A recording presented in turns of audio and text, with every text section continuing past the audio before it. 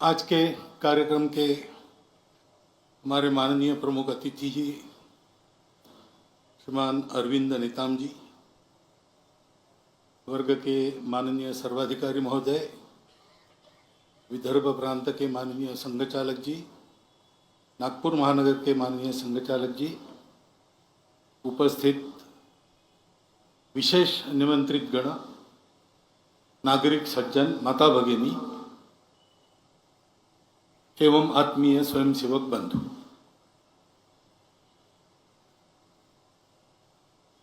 एक विशेष वातावरण में यह अपना समापन कार्यक्रम संपन्न हो रहा है। संघ के स्वयंसेवकों के लिए शताब्दी समारोह शुरू होने के पूर्व का ये वर्ग है। 1.25 साल चल रहा है, वो पूरा होगा विजयदशमी को। उसके बाद उस निमित्त जो कुछ योजना हमारी है वो वर्ष भर चलेगी। परंतु एक तात्कालिक वातावरण जो खड़ा हुआ है कुछ दिनों से देश में, पहलगाम में जो हमला हुआ, नृशंस हमला हुआ और हमारे नागरिकों को हमारे देश के अंदर आकर आतंकवादियों के द्वारा मारा गया, तो स्वाभाविक सबके मन में दुख था, क्रोध था और अपराधियों को शासन होना चाहिए इसकी उत्कट इच्छा थी। तो कुछ कार्रवाई हुई और शासन किया गया। इस सारे प्रसंग में अपने सेना की क्षमता और वीरता फिर से एक बार चमक उठी। रक्षा के विषय को लेकर जो तरह तरह के अनुसंधान हमारे होते हैं उनका कारगर होना साबित हो गया। उनके पराक्रम के साथ निर्णय लेना और करने के लिए कहना, ये जिनका दायित्व है ऐसे शासन प्रशासन के लोग, उनकी दृढ़ता भी हम सब ने देखी।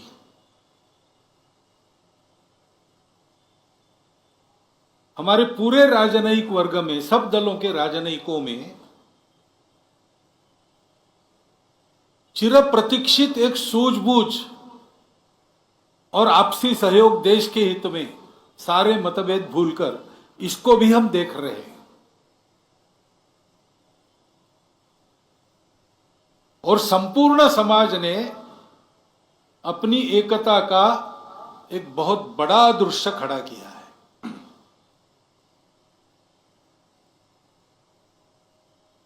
ये दृश्य अगर चिरस्थायी होता है,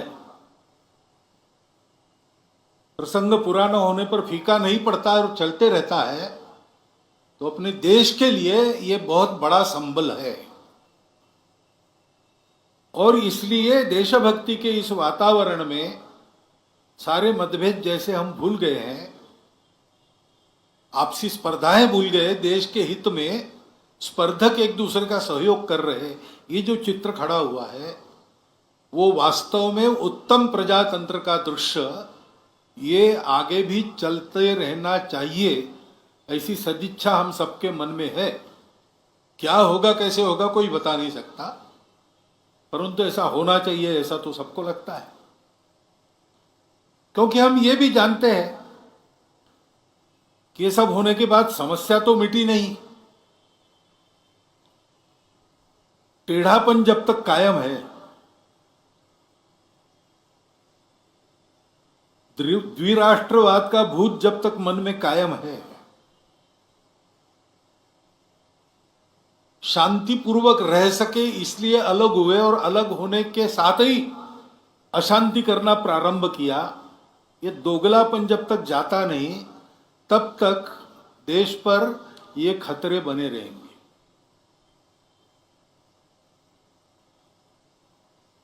हम देखते हैं युद्ध के प्रकार भी बदले, आमने सामने लड़के नहीं जीत सकते तो 1000 कट्स की पॉलिसी, आतंकवाद को सहारा देकर उसके जरिए लड़ना,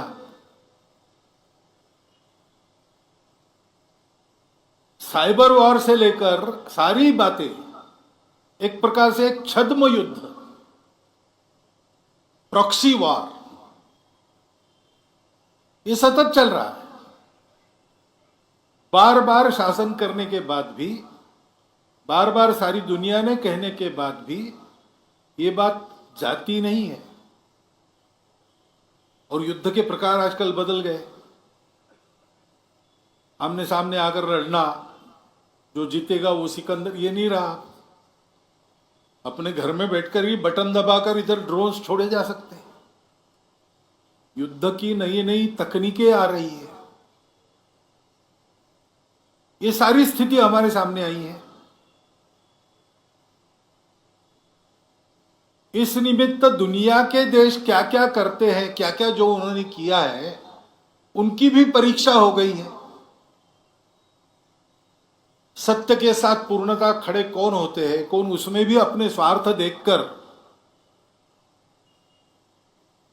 और उस प्रकार चलते हैं, और कौन सही सही हमारे विरोधी ही है। उनके अपने स्वार्थों के कारण ही है, परंतु यह सारी परीक्षा भी हो गई है। और इसलिए ये बात ध्यान में आती है कि अपनी सुरक्षा के मामले में हम लोगों को स्वनिर्भर होना ही पड़ेगा। हम तो सत्य और अहिंसा वाले देश है। हमारी तरफ से दुनिया में हमारा कोई भी दुश्मन नहीं है, परंतु दुनिया में दुष्टता है, उसके चलते विनाकारण इस प्रकार वारदातें करने वाले लोग है तब तक हम लोगों को अपनी सुरक्षा के लिए पूर्ण सन्नद्ध और पूर्ण सजग होना पड़ेगा। नई नई प्रकार की तकनीक, उसका अनुसंधान होना चाहिए। सेना प्रमुख ने कह दिया कि सारे अनुभव का हम भी विचार कर रहे हैं, हमको कहां कहां और आगे बढ़ना है, क्या क्या करना है, ये सब चलना चाहिए। सेना, शासन, प्रशासन, ये सब लोग ये करें, परंतु केवल इनसे नहीं होता। असली बल तो समाज का होता है। द्वितीय महायुद्ध में लगातार महीना भर अपनी पूरी ताकत एक करके हिटलर ने लंदन पर बमबारी की ताकि झुक जाए। देश का नेतृत्व था तो विचार करने लगा कि शरण जाना चाहिए क्या। सेना समाप्त हो गई, वायुसेना नहीं है, नौसेना बकी नहीं है, और हिटलर का दोस्त मुसोलिनी तैयार है कि मैं बीच बचाव करता हूं। तो उनके भी मन में विचार, चर्चिल जैसे प्रधानमंत्री के मन में आया कि क्या करें। उसने राजा को बताया इंग्लैंड के कि मेरा मन तो नहीं है, लेकिन मेरा मंत्रिमंडल चाहता है कि हम लोग संधि कर ले और नुकसान से बचे। सारा विनाश हो रहा है और रोकने की ताकत हमारी नहीं है। तो राजा ने उसको पूछा कि तुम्हारे मंत्रिमंडल ने तुमको चुन के दिया, किसने चुन के दिया? उन्होंने कहा जनता ने। तो प्रसंग ऐसा वर्णन करते हैं कि चर्चिल इंग्लैंड की मेट्रो में घूमा और उसने लोगों से बात कर ली। अब युद्ध क्या होता है, कितना नुकसान उठाना पड़ता है, कैसे संवार होता है, अपनी ताकत क्या है, ये कोई जानते नहीं। सामान्य लोग इसको नहीं जानते, लेकिन उनके मन में एक देशभक्ति है, तो वो चर्चिल को बताने लगे कि बिल्कुल शरण नहीं जाना, हम लड़ेंगे, गली गली में लड़ेंगे, हमारे पास कुछ नहीं तो बर्तनों से लड़ेंगे। वास्तव में ऐसा लड़ना पड़ता तो क्या होता, उसकी कल्पना उनको नहीं थी, लेकिन उनका नीति धैर्य ऐसा था। उसके आधार पर चर्चिल ने कहा, फिर पार्लियामेंट में जाकर संधि का विचार छोड़ दिया और कहा कि हम आसमान में लड़ेंगे, समुद्र में लड़ेंगे, सर्वत्र लड़ेंगे, और कदाचित इस लड़ाई में अगर हमको विजय नहीं मिली तो हमारी अगली पीढ़ी हमारे साम्राज्य में जो बाकी देश है वहां जाकर लड़ाई जारी रखेगी, लेकिन पूर्ण विजय प्राप्त किए बिना हम रहेंगे नहीं, शरण तो बिल्कुल नहीं जाएंगे। ये बल उनको कहां से प्राप्त हुआ? युद्ध के बाद चर्चिल का अभिनंदन किया समाज ने। उस अभिनंदन में कहा गया कि Churchill is a lion of England. तो चर्चिल में उत्तर ने कहा कि मैं लॉयन नहीं हूं, मैं सिंह नहीं हूं। You were the lions, I only roared for you. आप सिंह थे, मैंने आपके तरफ से गर्जनाएं की। वास्तव में ऐसा ही रहता है। देश का असली बल उसके समाज का बल होता है, और इसलिए हमारे समाज को बहुत सजग रहना चाहिए, एक रहना चाहिए। हमारा देश विविधताओं का देश है, कई प्रकार की विविधताएं हैं और समस्याएं भी है, और कभी कभी एक की समस्या दूसरे के ध्यान में नहीं आती। एक के लिए लाभ की बात दूसरे के लिए नुकसान की होती है। इस सारे जंजाल में से देश के लिए एक निर्णय करना, एक प्रकार से चलना, ये बहुत कसरत हो जाती है, तार पर की कसरत। उसके चलते समाज में असंतोष भी रहता है, सब रहता है, ये स्वाभाविक है और वाजबी भी है। परंतु हमारे देश के हित के सामने ये सब हमारे लिए जायज नहीं है। हर हालत में समाज के किसी वर्ग की किसी वर्ग से लड़ाई न हो, ये हमको देखना ही पड़ेगा। आपस में सद्भावना का ही व्यवहार रखना पड़ेगा। भावनातिरेक में आतताईपन करना, जहां आवश्यक नहीं वहां झगड़ा निकालना, प्रतिक्रिया में कानून हाथ में लेकर चाहे जो करना, ये ठीक नहीं है। किसी भी एक जमाना था जब हम परतंत्र थे, शासक हम में लड़ाई चाहते थे, वो उपद्रवियों का साथ देते थे, इसलिए जो निरपराध लोग थे उनको लड़ना पड़ता था। लेकिन अब हमारा शासन है, भारत का शासन है, भारत के संविधान के अनुसार शासन है। तो समाज का आपस का व्यवहार करते समय हिंसा करना, बिना कारण गाली गलौज वाली भाषा का उपयोग करना, प्रतिक्रिया में आके कुछ भी बोलना, ये सारी बातें हमको छोड़ देनी पड़ेगी। ठंडे दिमाग से विचार करके उकसाने वाले लोग हैं, विक्टिमहुड उत्पन्न करने वाले लोग हैं, भड़काऊ भाषा उत्पन्न करने वाले लोग हैं, इन सबके चंगुल में नहीं फंसना। अपने स्वार्थ लाभ के लिए समाज में इस प्रकार की फूट झगड़ा चाहने वाले भी लोग हैं, और इस प्रकार का फूट झगड़ा हो तो भी सदियों से हम एक रहेंगे, ऐसे ओवर कॉन्फिडेंस में भी अपने स्वार्थ के लिए थोड़ा असंयम करने वाले लोग हैं। हमको ये नहीं करना चाहिए। एक दूसरे के साथ सद्भावना, सदाचार, सद्विचार और सहयोग करने की आवश्यकता है, क्योंकि हम सब लोग इस देश के अलग अलग भाषाओं के बोलने वाले, अलग अलग देवी देवताओं की पूजा करने वाले, अलग अलग खान पान रीति रिवाज वाले, अलग अलग हित संबंध आज जिनके उत्पन्न हुए विविधता के कारण, ऐसे हम सब लोग, हमारी जड़ें तो एकता में है, विविधता में नहीं है।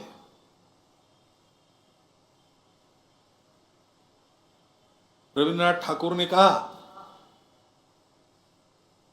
कि विविधता में एकता का परिचय देना और एकता के आधार पर विविधता का समन्वय करना सिखाने का काम ही भारत का प्रमुखता से धर्म है।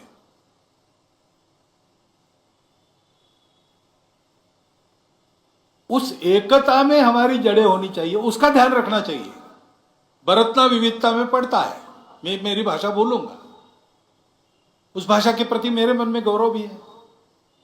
मेरी अपनी पूजा है, वो मुझे प्रिय है। ये सारी बातें मेरी विशिष्टता है, मेरे लिए बहुत प्रिय है। उनका रक्षण करना है, सब करना है, लेकिन इन सब के ऊपर हमारी सबकी एकता है। ये सारी विविधता होने के बाद भी देश के नाते हम एक हैं, समाज के नाते हम एक हैं। एक ही सनातन संस्कृति का प्रवाह हम सबके आचरण को निर्धारित करता आया है। ऊपर की जो बात है सभ्यता की, कपड़े, नाच गाना, भाषा भूषा, भजन भवन, भ्रमण भोजन, वो विविध प्रकार का है, लेकिन जो मूल्य व्यवस्था है वो हम सबके समान है।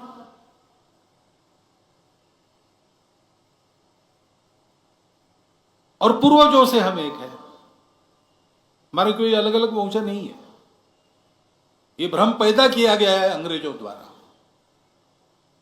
हम सब एक है, हमको विविध प्रकार के लोगों को एक नहीं होना है। हम एक है, हम भूल गए थे हम एक है, हमको एक होना है। और वास्तव में सारा विश्व एक है, मानव एक है। उस एकता का भान सारी दुनिया को कराना है। यह हमारे सामने हमारे राष्ट्र के अस्तित्व का, हमारे भारत की नव स्वतंत्रता का, जो 15 अगस्त 1947 में हम स्वतंत्र हुए, उसका प्रयोजन क्या है? उसका प्रयोजन ये है। उसके लिए हमको तैयार होना है। विविधताओं को संभालते हुए, उनका स्वीकार करते हुए, उनका सम्मान करते हुए, एकता पर सबकी दृष्टि लाना और उसके आधार पर विकास का पथ मानव जाति का पुनर्निर्धारित करना, इसका उदाहरण भारत को दुनिया के सामने रखना है। दुनिया को उसकी आवश्यकता है। और इस दृष्टि से अभी जो बातें हमारे अतिथि महोदय के द्वारा रखी गई वो बड़ी महत्वपूर्ण है। हम सबको उसका विचार करना ही है। हम तो कर ही रहे संघ के लोग। विकास और पर्यावरण का विरोध क्यों होना चाहिए? दोनों साथ साथ चल नहीं सकते क्या? चल सकते हैं, लेकिन एकता का विचार मन में रखकर सारी योजना बननी चाहिए।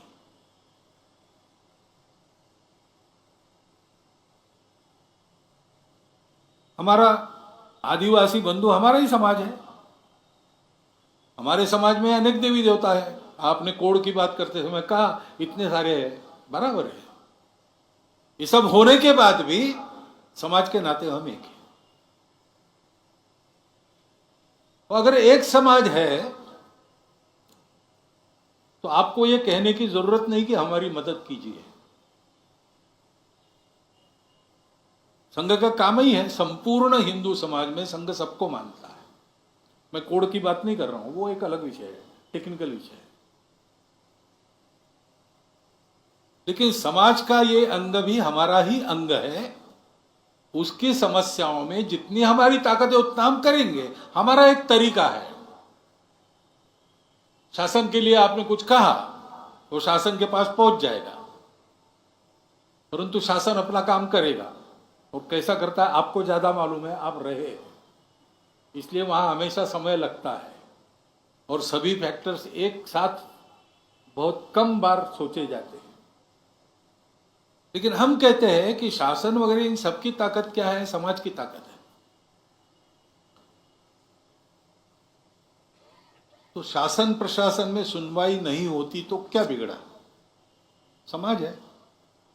तो पेशा कानून की बात आपने की, उस कानून का उपयोग कैसा करे जिससे समाज में भेद उत्पन्न न हो, कुछ अलग हो रहा है ऐसा किसी को न लगे। और फिर भी पेशा कानून जिसलिए लाया गया वो सारा ठीक हो। इसका उदाहरण आपको देखना है तो विभिन्न संगठनों के माध्यम से हमारे स्वयंसेवकों ने काम किया है, नासिक जिले में काम है, उसको कैसे लागू होना चाहिए इसका एक सुंदर उदाहरण वहां है। मैंने कल आपको चेतराम जी पवार का नाम बताया। बैतूल और आसपास के इसमें भी योजना पूर्वक उस प्रकार का काम चल रहा है, बस्तर में भी होगा। हम है ही, आपको विनंती करने की जरूरत नहीं। मैं कहता हूं आपने आकर हमको एक कर्तव्य बोध दिया है, हम जहां जहां पहुंचते वहां ये सब करते हैं, पहुंच हमारी बढ़नी चाहिए, बस इतनी बात है। और इसलिए जो भी सारी बातें आपने कही उसमें हमारे तरीके से हम जो कुछ कर सकते हैं हम जरूर करेंगे। मतांतरण का विषय है, मतांतरण क्यों होना चाहिए? हम तो ये मानते हैं हमारी परंपरा कि रुचिनुसार मार्गों का वैचित्र्य होता है। रुचिनाम वैचित्र्यात् रुजु कुटिल नाना पथयुताम नृणाम एको गम्य। ये सब जो तरीके हैं पूजा के, खान पान के, संस्कृति के, ये अलग अलग है।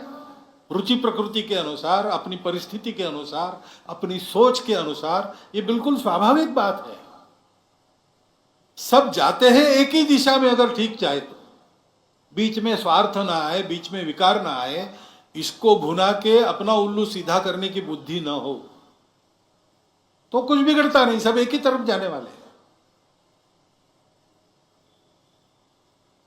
ऐसा है तो फिर मतांतरण क्यों करना? आधान के गुलाबराव महाराज जी को पूछा मिशनरियों ने कि सभी रास्ते सत्य है तो ईसाई क्यों नहीं बनना? तो उन्होंने कहा कि अगर सभी रास्ते सत्य है तो ईसाई क्यों बनना?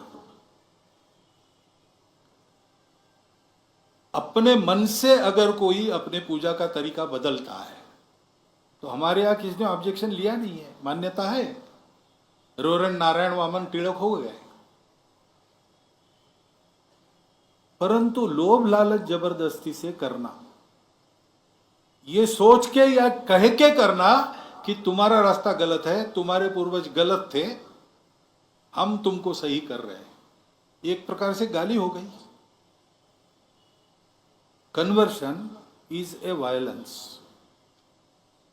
हमने उसका कभी समर्थन, हमको पंथ संप्रदायों से कोई बैर नहीं है। ईसा मसीह, पैगंबर साहब, सब श्रद्धा है उनके बारे में, हम भी उस श्रद्धा में सहभागी हैं, परंतु अपने अपने तरीके से सब चलेंगे। और इसलिए ऐसे जो गए लोभ लालच जबरदस्ती से, वो अगर वापस आना चाह रहे हैं तो उनको स्वीकार करना चाहिए, क्योंकि इट इज करेक्शन। और इसलिए इन सब बातों में हम आपके साथ हैं। आदिवासी समाज कोई अलग समाज नहीं है। मैं तो कई बार कहता हूं कि हमारी संस्कृति जो जन्मी वो जंगलों और खेतियों में से जन्मी, इसलिए आदिवासी समाज हमारा मूल है। उनकी अपनी भाषाओं में जो तत्वज्ञान वो बताते हैं वो नासदीय सूक्त के पास जाता है। पर्यावरण के प्रति मित्रता, सब जगह पवित्रता देखना, पेड़ पौधों को पूछना, निसर्ग की पूजा करना, ये भारत छोड़ के कहां परंपरा है? ये भारत की परंपरा है। हम आज अपने आप को हिंदू कहते, हिंदू बने हैं, कहां से बने? वहां से बने हैं। और इसलिए अपने समाज का एक अभिन्न अंग मान के हमारी शक्ति पूरी लगाकर और हमारे अपने तरीके से हम समाज के बल के आधार पर काम करते हैं। हम काम करेंगे और ठेका तो हम लेते नहीं, हम काम करेंगे, यानी हम और जिनके लिए काम करना है वो सब मिलकर करेंगे। क्योंकि काम होने का तरीका यही रहता है, अपना भाग्य अपने को बनाना पड़ता है। नेता, नारा, नीति, पार्टी, अवतार, सरकार, विचार, महापुरुष ये सहायक हो सकते हैं, लेकिन 10 कदम हमको आगे जाना पड़ता है, तब 5 कदम ये पीछे आते हैं। ये आज की बात नहीं कर रहा हूं मैं, ये हमेशा ऐसे होता रहा है। सारे परिवर्तनों का कारण समाज है, और इसलिए अपने आचरण से, अपने उदाहरण से समाज में परिवर्तन का वातावरण उत्पन्न करना, ताकि समाज खुद अपना परिवर्तन करे, तो फिर नीतियों में परिवर्तन आना अवश्यम भावी है। धैर्य रखना पड़ेगा, अपना स्वतंत्र देश है, अब ये अपना समाज है। 1000 साल तक हम पारतंत्र में रहे, इसलिए हमको लड़ने की आदत हो गई, बगावत करने की आदत हो गई, तब वो आवश्यक था। लेकिन अब अपने लोग हैं, कभी कभी भूल जाते हैं अपनापन, तो भी धैर्यपूर्वक प्रतीक्षा करके अपने आप को ठीक रख के अगर ये किया जाए तो ये परिवर्तन आएगा। हमने गीत में भी कहा आपके सामने, निश्चित होगा परिवर्तन, क्यों? जाग रहा है जनगण मन। इस जनगण मन को जागृत करने वाला वातावरण बनाने का काम करने के लिए एक देशव्यापी कार्यकर्ता समूह का निर्माण करना, ये संघ का कार्य है, और वो कर रहे हैं। हम अपने पद्धति से करते हैं, अपने बलबूते करते हैं, किसी को पुकारते नहीं मदद के लिए, अपने आप जो आ जाए उसका स्वागत है, सबकी मदद करते हैं।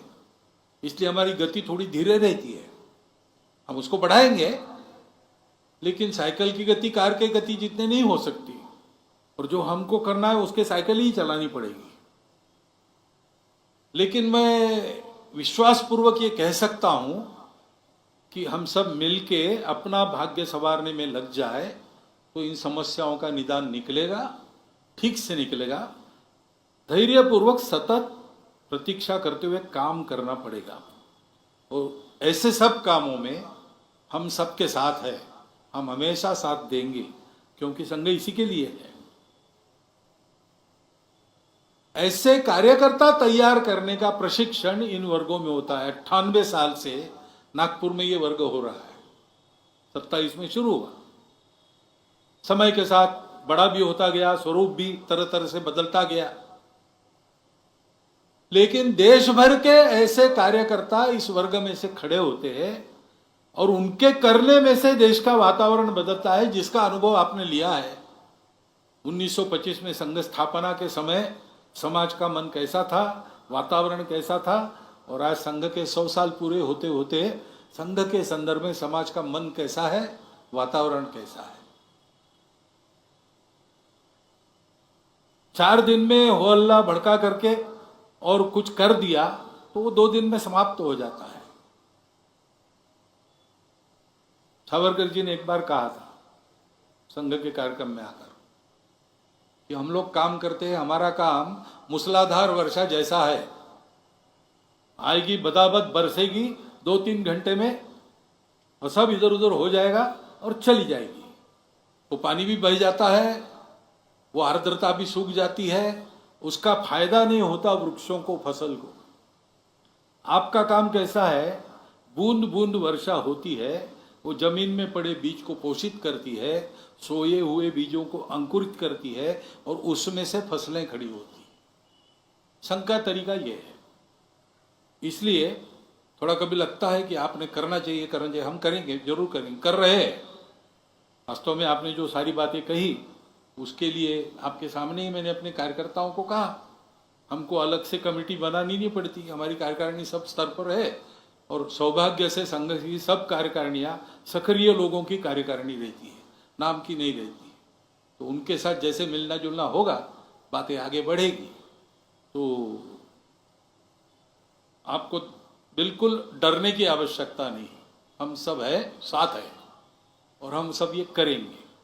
परंतु ये सारे समाज में करना है, और सारे समाज में करना है तो इन बातों को अपने जीवन में चरितार्थ करने वाले, समाज के साथ निरतिशय प्रेम रखने वाले, मन में बिल्कुल भेद न रखते हुए सबको अपना मानने वाले चारित्र संपन्न कार्यकर्ताओं की आवश्यकता है।